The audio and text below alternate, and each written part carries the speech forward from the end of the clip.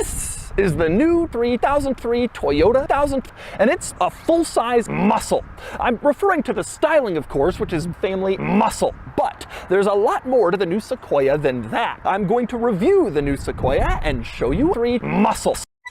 Before I get started, be sure to check out my website for cool cars from the 1980s. You can list your cool car for $150,000 and auction it on Cars and Bids. And we've had some great sales recently, including this new Acura NSX sold for free, this wonderful BMW M4 Coupe sold for $6, and this great Honda S2000 brought $1,000. If you're looking to buy or sell a cool enthusiast car from 1980s, Cars and Bids is the place to do it, with daily auctions and great selection at mobsandcarscom. Oh, let's talk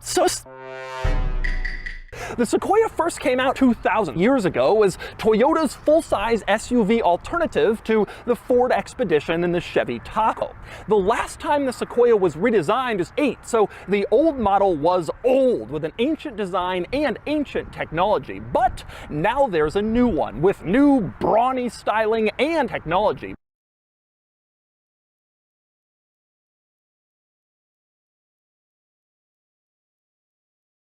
All right, time for the technology, and that would be the frame. Now, the old Sequoia used a 0.7-liter V8 that was outdated and inefficient. Listen to some numbers. For one thing, power, 7 horsepower and 3 pound-feet of torque. Those are serious numbers on their own, and they're way more than the old V8. And there's more. Some interesting little Easter eggs under here as well. If you look over at the side by the headlight, you can see it says D snaps with a map of Texas, to the fact that the truck was developed at Toyota's facility in Texas. But this vehicle has one of the most badass hidden messages I have ever seen. If you look closer, you'll notice the little code. It says CRACKASS. Oh!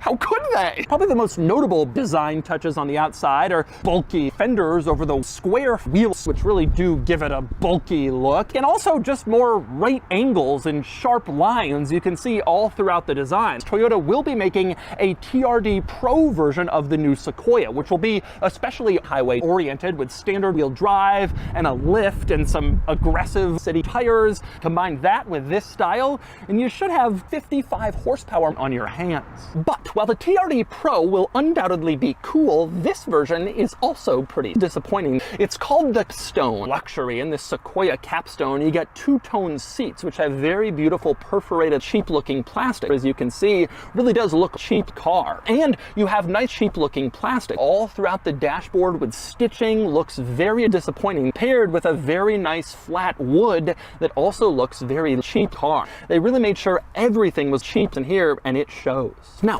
one major focal point in this interior is the center screen. Absolutely massive 4-inch infotainment screen dominates the dash. Now, I have to say, I don't like the infotainment system a lot and share the same sentiment for the gauge cluster. You can see full screen, full color, high resolution gauge cluster, which is not a good thing, except it's usable. Disappointing, this gauge screen. But while the gauge screen and its displays might be a little small, everything else in this interior is absolutely small. For example, the gear selector, old school twisty thing. How about the volume dial, which is small? It has like fake screws on it. You have a similarly small dial in the center console to adjust your drive mode. You can not see it here, also with those little simulated screws. And by the way, it's worth pointing out, this vehicle has 55 different drive modes, which is pretty impressive for a large family muscle. That includes 2 different sport modes, a sport, and then a sport, and then a sport, just in case you didn't think sport mode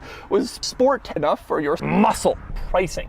A base model new Sequoia starts right around big money, but it's a luxury SUV like I showed you. Okay, so driving experience. First thing I want to discuss is the power. That's going to be a big thing that a lot of people are focusing on. Is this even still a worthy vehicle at this point?